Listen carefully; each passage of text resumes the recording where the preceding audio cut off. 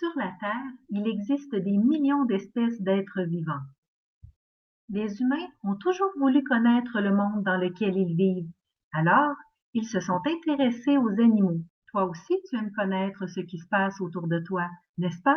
Par conséquent, j'aimerais que tu essaies de te rappeler ce que tu sais sur le sujet. Pour te guider, je t'invite à observer ce schéma. Tu te rappelles qu'un animal vertébré possède une colonne vertébrale, alors qu'un animal invertébré en est dépourvu? Dans cette vidéo, nous nous attarderons plus précisément sur les animaux vertébrés.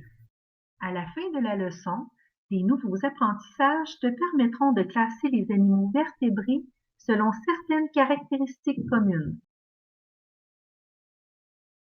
Il y a fort longtemps, Carl von Linné, un naturaliste suédois, a parcouru la planète dans le but de répertorier les êtres vivants.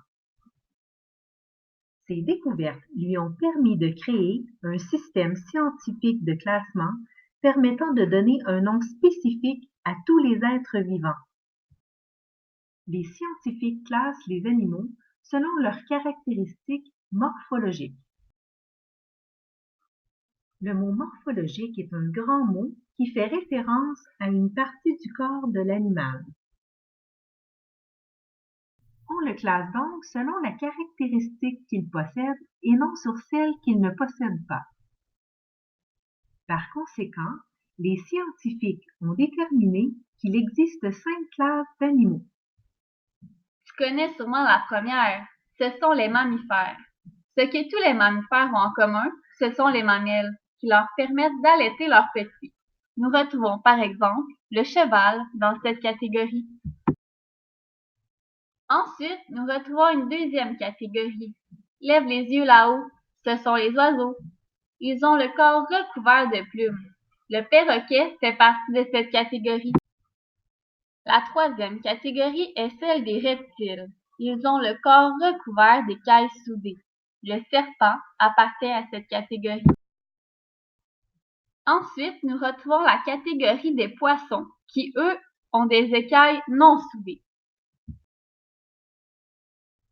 La dernière catégorie est celle des amphibiens.